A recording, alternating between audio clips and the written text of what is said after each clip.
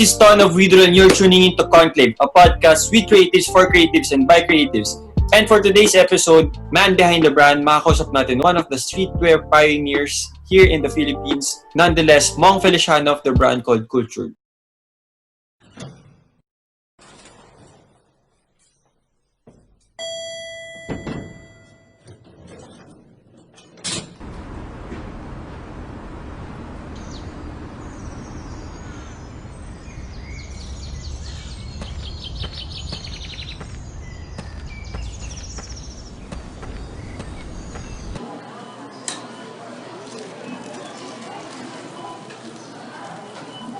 Yan lang, sir.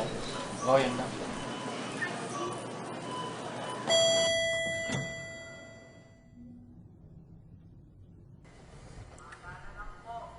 Sa mga mamamayan ng Bangkal, Makati, ugaliin lang po maghugas ng kamay at iwasan ang lumabas. Yeah, hi guys. We are live. Just want to thank you for the continued support and this little show is created para magkaroon ng break naman no from the toxicity of social media at alternative ng TikTok, no? Those years na doing your craft, ano yung mga natutunan mo sa process? More likely a delay because of the pandemic and of course we are on EZQ. What's the most challenging thing na naalala mo? Yung top of your head lang, yung una mong naisip. There's no point trying to para gumawa ng music. Dapat hindi tayo masyado na-focus na sasabihin ng ibang tao sa'yo. Walawin ka lang.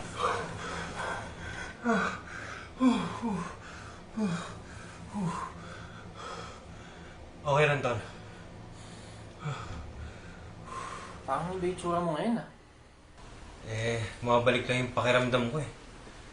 Ano nangyari, Tol? Ano yung isip mo? Wala yan, men. Mas malaki pa yung problema ng mundo sa akin.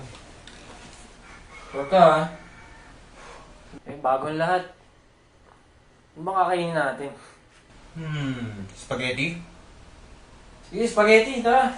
Tara, ikaw na maghiwa, Tol, tapos ako na magpapakulo. Sige, sige.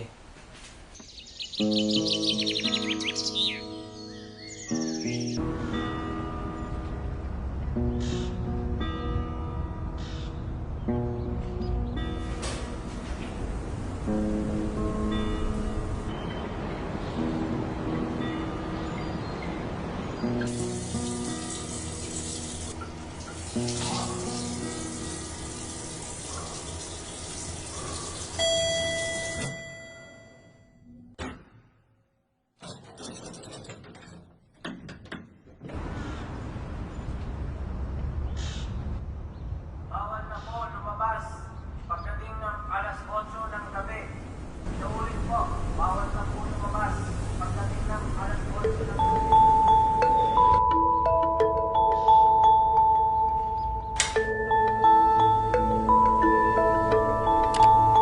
Right now everybody has the tools so there's no excuse talaga tuloy lang, tas sana ginagawa nyo para sa tamang dahilan, no? diba? So gumigising ako araw-araw para gumawa ng music nang walang ibang purpose kundi music. Magandang lalaki tayo. Hindi tayo makapagkwentuhan ng ganito, pare. Yes. So baka magkasawa na rin yung mga sangkatauhan, no? Oo. There's no point trying to keep it all. Dapat hindi tayo masyado na-focus kung ano yung sasabihin ng ibang tao sa'yo. Maraming depressed na hindi alam na depressed sila, Chong. So,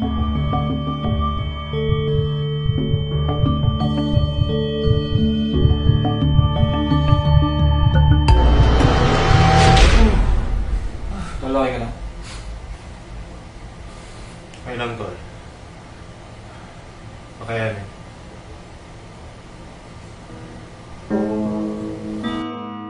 Kay sarap maglakad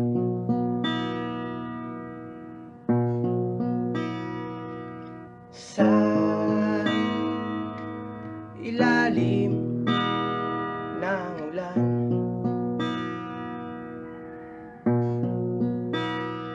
Ulap ay di mo lubusang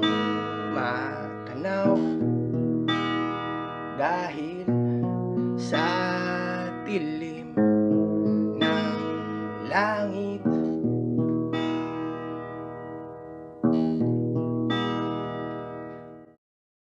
Mong is one of the pioneers na nag-guest dito sa sa conclave namin. So Conclave. happy na pinaunlakan niya kami second time around. So kamusta? Yes, sir.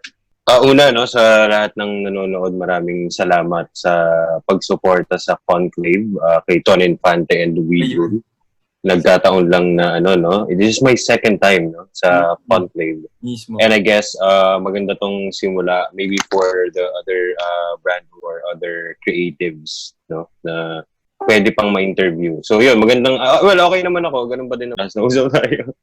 Ayun, actually, we just want to since alam namin na ginagawa mo yung interview series mo nga na Quarantimes, which I mentioned earlier natin. Yes. We just wanted to highlight nga na yung contribution mo during this trying times of ours, pandemic. We live basically in the same barangay dito sa may Bangkal. And I'm sure one way or another naka-influence or naka-inspire ka rin ng mga kasama rin natin, may it be in the scene or yung mga sumusuporta din. So, pwede mo ba kaming kwentuhan ng konti tungkol dun sa kung paano mo Quarantimes and ano yung naging parang advocacy mo? Yeah, kasi nagsimula to si Miggy talaga yan nakaisip ng Quarantimes. Nagsimula yon nung kaming dalawa, nagtatry kaming mag-review, nagtry kaming alam mo yun, parang joke time siya nung una eh. Pero then hindi ba sa na-realize ko, pero I just thought of like, what about I go live, then I'll talk to these people na mga nakilala ko na matagal na panahon or maybe nakatrabaho ko na. Then we'll talk about the current situation. Well, hindi ko rin inakala, of course, sinuportahan ako niyan nila Sir Eric ng Uprising, Enigma. Then yun lumawak. Kasi meron din ako from videographers. Meron din. Na-post natin si Jason Magbanwa.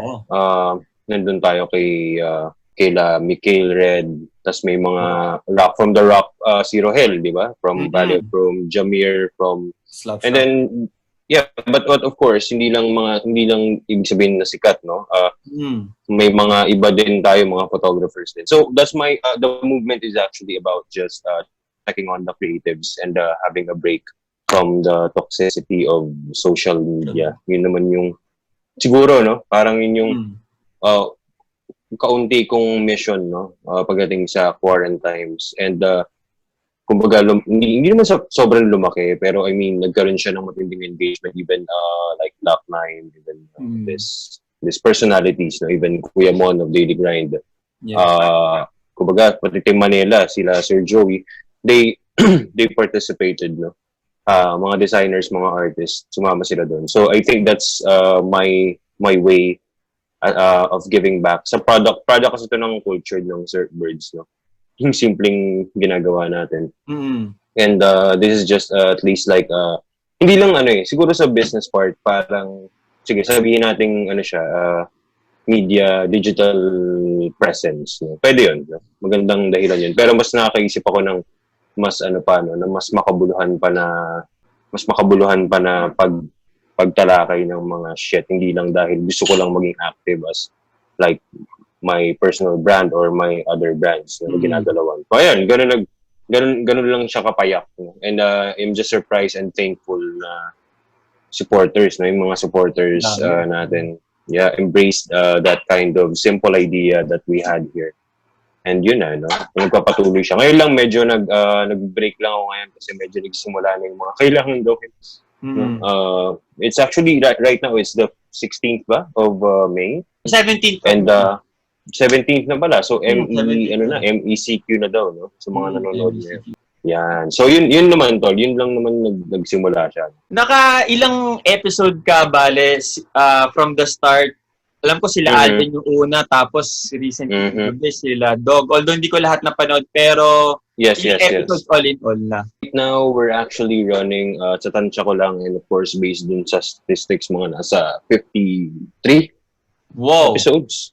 Oo. Yeah, 53 episodes. Kasi minsan may mga araw na 2 or 3, ini-interview ko. Ngayon, I'm trying to bring it down based lang din sa dami ng medyo may ginagawa na ulit ako ngayon. So, siguro, try ko lang isa-isa muna or isa-dalawa. Then yun, it's my way of promoting the brands as well and as well this artist na that I love. Parang yun na rin siya. And then of course, makikita mo, di ba, parang siyang from within pero biglaan. Oo nga. Actually, mismo. Parang ganun yung format, yung formula. Pero mas, ano lang siya, mas humanized lang kasi nakikita mo digital yung tas kunwari ako, mabagal ako, putang, yung, di ba, yung internet dito kasi di maganda. So parang kitang-kita mo na siya, hindi siya high HD, hindi siya Yun nga mismo kumbaga parang ang naging maganda din doon, naging sobrang diverse ng mga nag-guest mo nga rin. And in a way nga, naging promotion din doon siya sa kung ano eksena naman yung ginagalawan ng mga na-interview mo, no? And one of that privilege na na-interview rin, syempre kami, sobrang masaya rin kami, nakapag-impart din kami doon at nakapartake kami. Bali sa lahat-lahat, no? Kumbaga, photographer, designer yan, sila Sir Dustin din, Team Manila, nabanggit mo, musicians, saka yung mga naging guest mo, I mean, top of the line, kung if not, iman kumbaga parang, so siguro, I think, na-bridge mo lang din yung mga fan, dun din sa mga movers din ng eksena, na, for example, one memorable na nakita rin natin, si Sir Raymond Marasigan ng napakabait na tao. Sandwich, diba? Glock 9, with those likes din, syempre. Mong Alcaraz. Kumbaga, magugulat ka rin na sobrang yung reach din talaga na nabibreach mo dun sa immediate circle mo, plus dun din sa network mo rin. Siguro dun sa interview mo, ano yung mga memorable or yung mga tumatak din sa'yo na insights ng mga nakausap mo?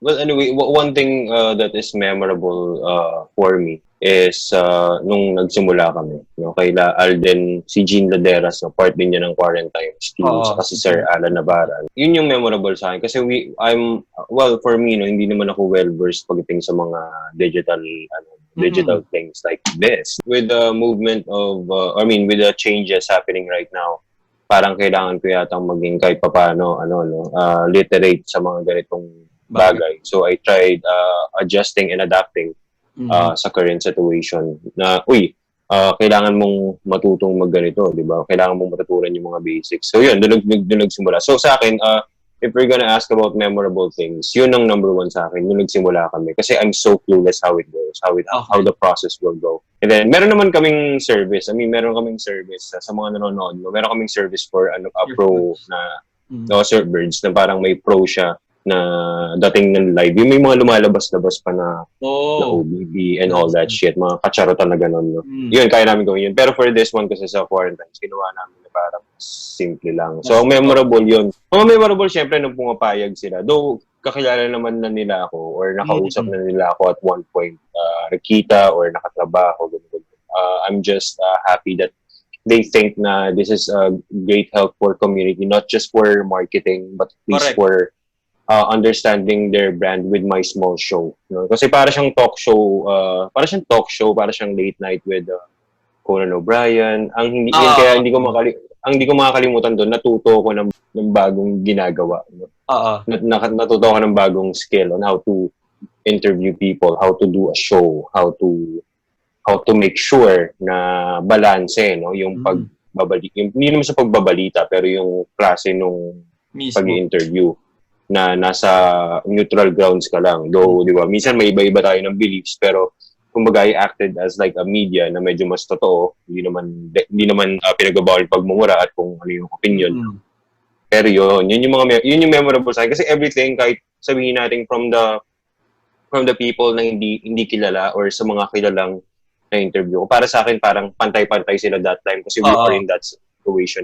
That is actually the message of Quarantine. It's just humanizing this people na alam natin na may ganitong voice na. But of course, you'll see them in like a square space. Di ba? Parang mas masarap siyang pakinggan kasi alam mong galing lang sa totoong tao. Totoo kasi yung, di ba? Alam mo yun, gets mo? Kasi pag interview, iba yung dating pag show talaga, di ba? May cue, may director, may applause. So ito, parang mas payak, mas simpleng way of doing a show na sobrang simple lang, hindi masyadong komplikado na may mga advertisements pa. Yun naman siya. Tsaka isa sa napansin din na, actually ako, marami rin ako kahit pa paanong napanood, and even yun nga sa mga flip-top artist din, no? Mga uprising din. And yun, sobrang balanse, may hip-hop, may metal, may rock, sa community rin sa damit, meron din, creative. So basically, ano siya good mixture siya nung roster ng mga napili mong kausapin. And at the same time, siguro isa sa pinakamagandang na-observe din namin doon, you know the right questions when to ask, no? Kumbaga hindi ka nalilimit, you just ask it para at least, yun nga, sabi mo nga, makuha yung balanse na nasagot din from your ini-interview, no? So, kumbaga, ikaw, ano ba may naging challenge ka rin ba during this quarantines mo? Unang-una naging challenges ko is Wi-Fi. Okay. And my literacy of how to do live videos. Sa mga hindi nakakaalam, hindi ko naman talaga alam yun. So, nagpaturo lang ako kay Miggy, or kaya nag-check lang din online. Okay. Yun ang number one. Yung pangalawa is, how do I? Kasi sa totoo lang, guys, I mean, for every interview, minsan, hindi minsan, madalas kinakabahan pa rin ako. Wow. And the reason why beforehand, na feeling nyo smooth yung convos, kasi may sinesend na rin akong guide questions. Pero, kumbaga, kumbaga, ang dapat maging pattern namin is that dapat magmukha siyang swift, na hindi ako nasa guide questions na okay, so next question natin ito. Alam mo yung gano'n, hindi yun yung ginawa ko. Mas medyo may parang yung feel na conversation at nakatambay lang. No? Yun yung pakiramdam ko na mas effective kasi mas mapapalabas ko yung mga mas totoong sagot. No? Saka yung mas totoong tanong from my end. Kasi ako, para sa mga gusto rin gawin to, madalas kong ginagawa ay is it from what they say, and doon ko pinapaikot yung answers ko, ay yung questions ko, kung paano yung mga luma nilang, kung mga sinasabi nila, doon ko ibabase. Then I'll expand that one thing, or kung ano yun, then nagiging conversation siya, na authentic. Yun yung number one namin na, yun yung mga challenges na una. Yun para sa akin. Yun naman sa ngayon, yun, on the top of my head, yun yung naalala. And then, yun nga, actually, kung mapapansin mo nga, kung sa mga sumusubaybay din nung quarantines, and syempre marami ring iba na, actually, it was mentioned nga rin ni, I think, Sir Quark dun sa Purveyor naman din na marami iba, nagkaroon din sila ng talk, diba?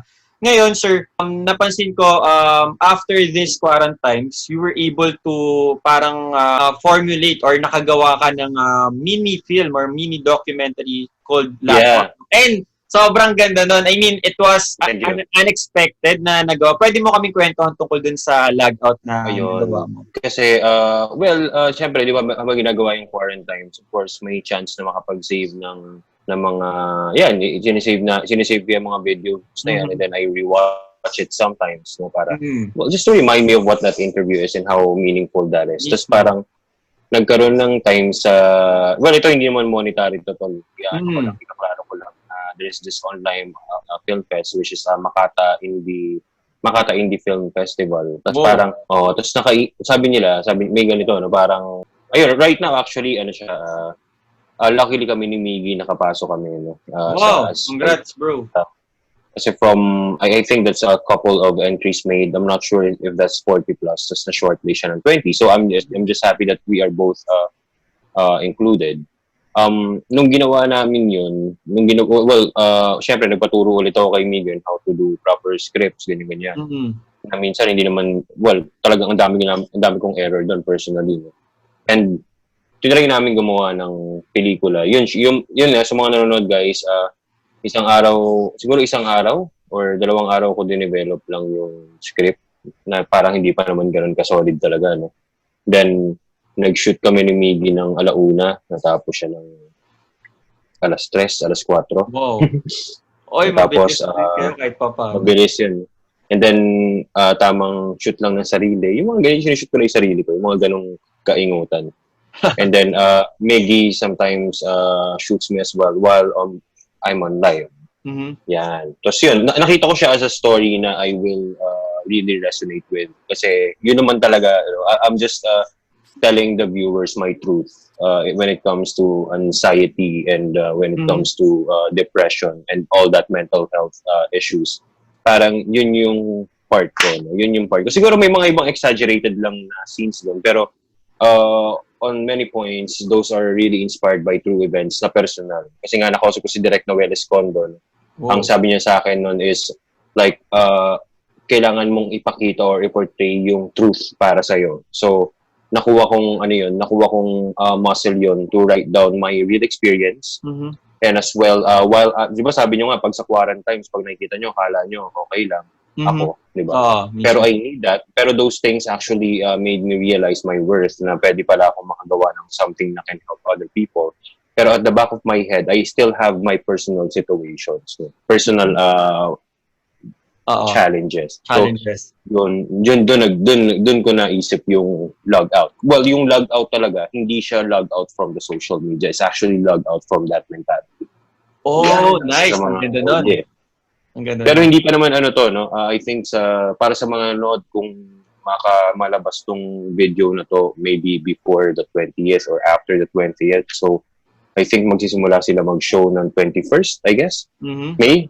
Yun. So, I think I will need support, no? Sige. Support natin. So basically, i-screen siya ng Makata parang film fest, no? Yung mga contenders din na iba, and luckily, syempre, we are proud din na ma-represent din, di ba? On that platform, di ba? Napakaganda. I'll be representing our culture there. Diba? So makita nila yung ganon na, di ba? Kasi in terms of like, of course, I'm not really good. Kumbaga, kapareho ng iba din na nagtuto pa lang din ako eh. Alam mo yun? So, nagmumukha lang siyang like acceptable kasi yung nakikita niyo sa mga gawa ko madalas or mga gawa namin na in general ng surfers is just one of our truths. Yun yung totoo sa amin. So, it just so happens na we are lucky enough to be recognized in the right way na hindi lang dahil hype kami. Hindi doon.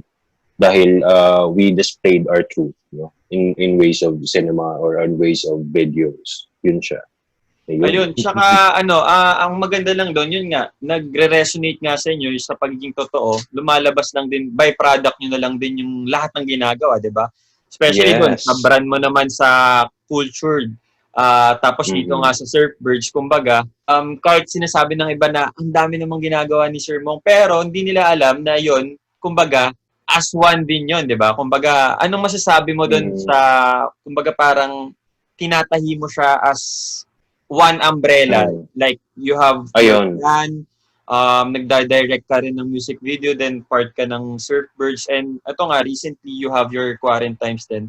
Kumbaga, ano yung ma-advise mo sa mga aspirant din na gusto ring gumawa on whatever path that they want to be in? Well, sa akin naman, again, lagi ko naman ito sinasabi sa lahat na when they ask that question, wala talaga ako sa posisyon o sa something to give out advices. Pero I think what I can give is just this small realization about things. Siyempre, kung ikaw talaga, kasi hindi naman lahat built for this this particular ventures. No? Lahat, merong iba yung like mga magagaling sa trabaho or sa profession na napili nila. Pero for me kasi, sa mga gusto siguro gumawa, the only thing na kaya kong sabihin is at least ipaparot ko lang yung sinabi ni Direk Escondo na parang yung truth nyo, yung totoo para sa inyo. It doesn't matter kung ano siya. Pero kung ano yung totoo para sa inyo. Kasi pag ina-explain mo yung or you're trying to revolve around your truth, mas madali siyang i-explain. Not by pretending to be like someone else na mismo. Alam mo yan? Kasi di ba parang mas madali siyang i-display kung nangyari talaga siya or totoo siya sa'yo. Kasi wala nang pretensions yun. Di ba? Kung makikita ka ng tao, metaphorically, hubad kang marap sa mundo. Na ito ako. Di ba? Ito yung kaya kong gawin. Ito yung mga hindi ko rin kayang gawin.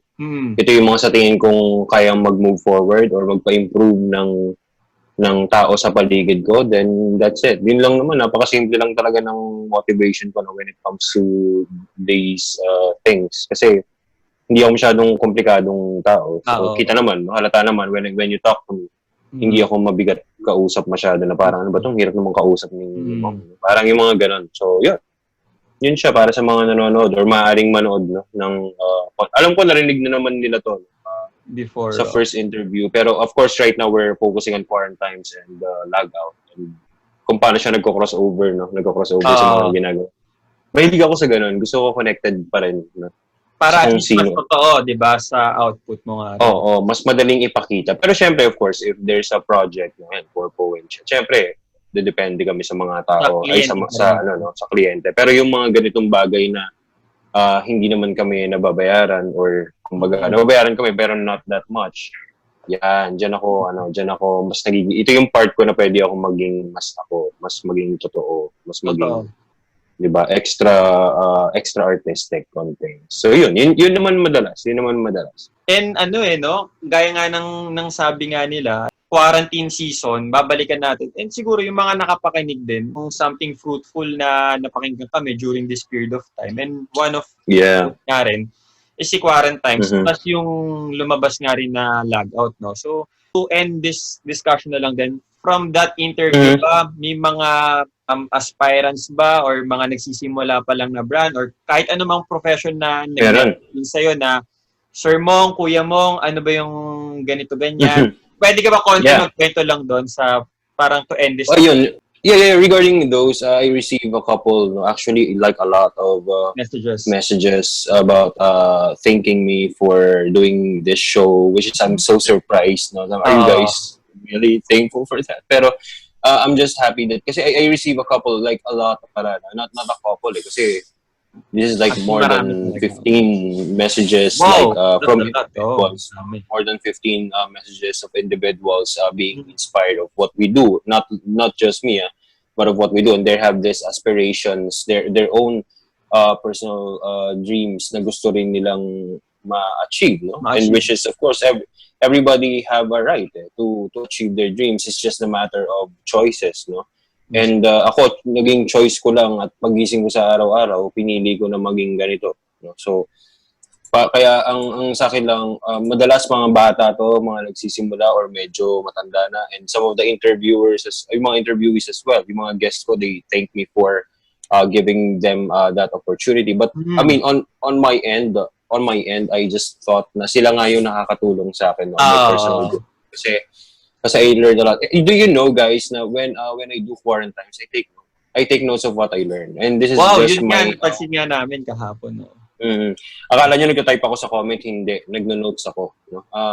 Yun ang ginagawa ko. Kasi parang sa akin, since this is also a personal project of mine, as much as I can right now with a quarantine period, I need to learn and need to prepare. Kasi once na, I mean, luckily, if may mangyari ng partial resolution, no, from our government, which is medyo ngayon, no, medyo malabo or medyo long shot yun, at least na-maximize ko pa din kahit pa paano yung oras ko. Kasi ako naman, alam mo naman, Tol, di ba, na parang hindi naman sa every second counts, but at least everything that I do in a day should count. No? Yun yung lagi kong, kasi may goal ako eh. So, yun, number one yun eh. So, ibig sabihin, lahat ng to, my goal right now is to learn, to prepare, to do like business, sige, syempre sa business part, to do plans, proposals, and then creatively, para ma-hone din ako, di ba, matuto ako lalo ngayon.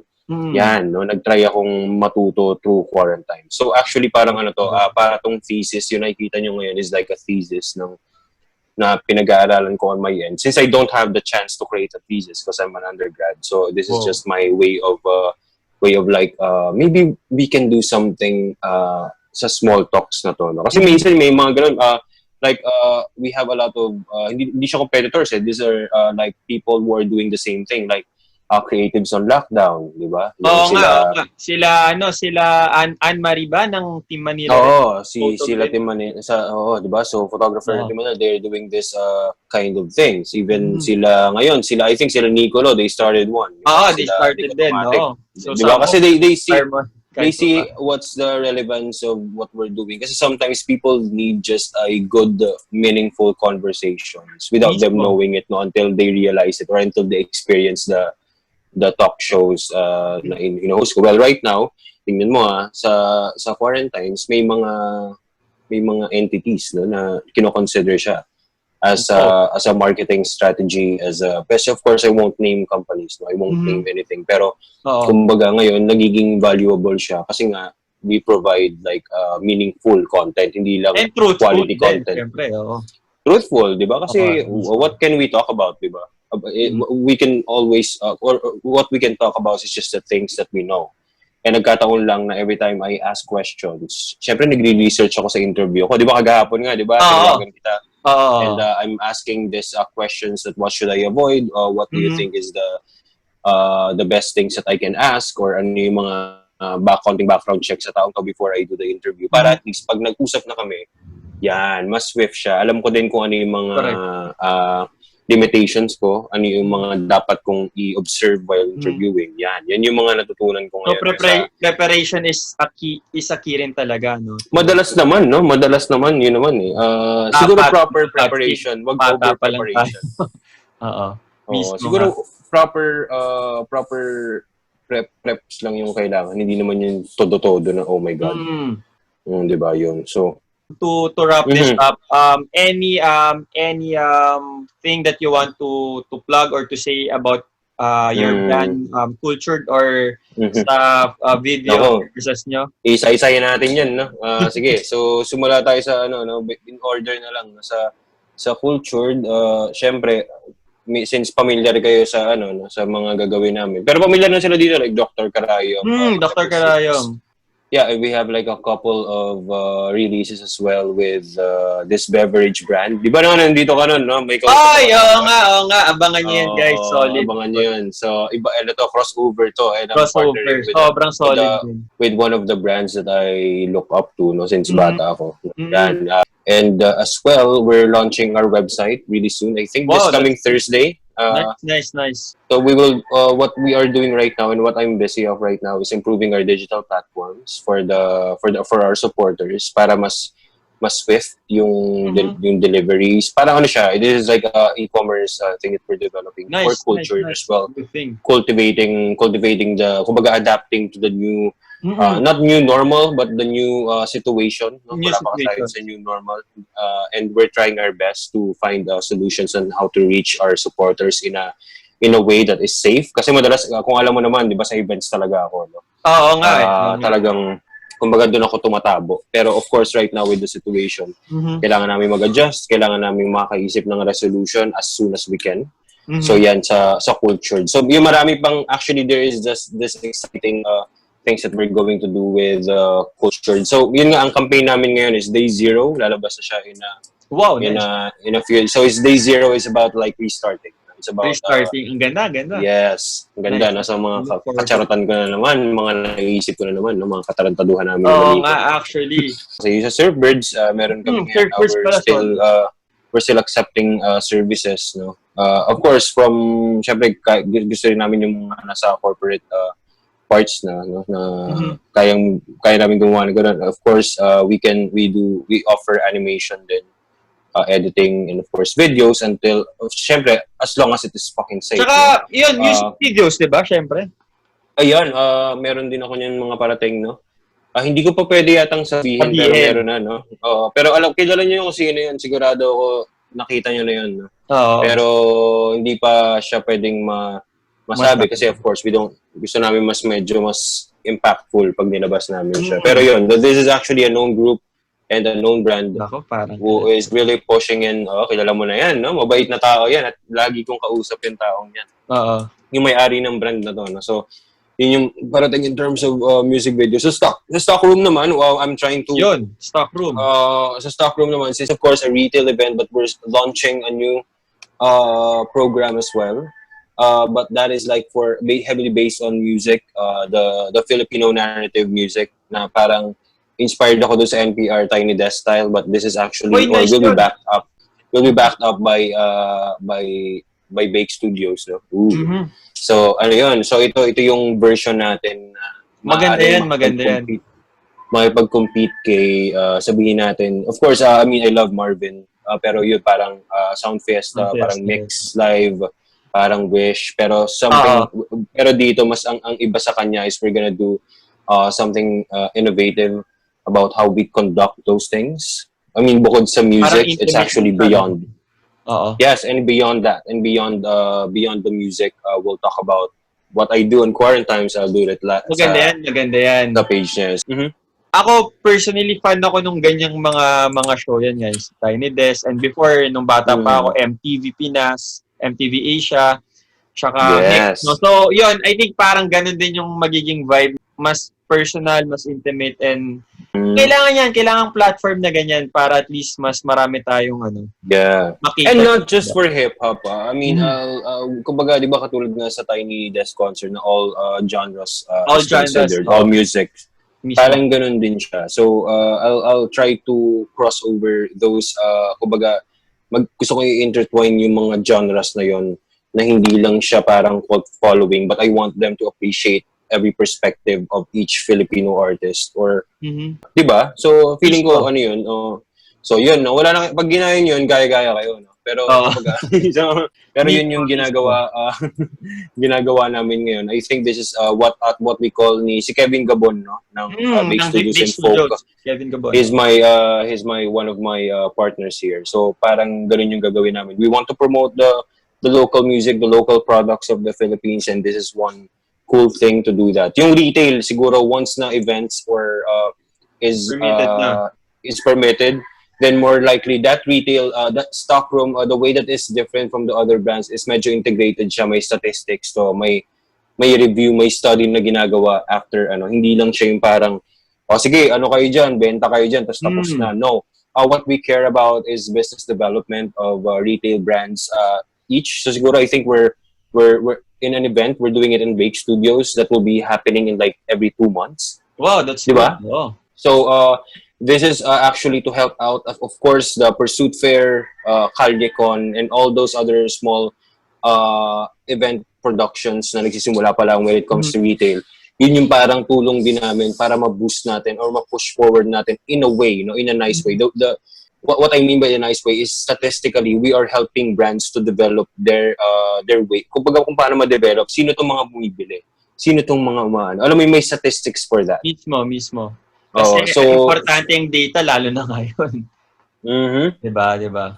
So may data gathering. Ano yung mga age, saan galing itong mga to, and what do you think yung mga mas mabentang produkto or mas minahal ng tao ng mga design? So at least we have that kind of study to help brands improve, and as well for us as an event productions company, to improve our way of how we do retail events. Kasi this have like integrated dressing rooms. Yung palitan, yung pag-aarang magpapalit ka, full blast yun, makikita mo talaga full body kung ano yung binili mo. Wow, nice. May ganun kaming something new yun sa Philippines. Actually it's not something new, it's just something that is required, no? And then there's like this service that will help you. Kunwari, di ba, nag-fit ka, then may isang tao na parang maghihintay doon, then ibabalik kay alam mo yun? Na hindi mo na kailangan ikaw pumunta. So there's like assistance na mangyayari. There's an assistance that will be happening for the brand owners. May assistance din for the customers. Nice. So kuha niyo yun. Yun ang mga retail experience na gagawin ko. Good experience. Yeah, so in which nakuha ko to sa ideya ng kung paano din mag-handle. Of course, I tried handling a lot of events already, but this one is more of my baby.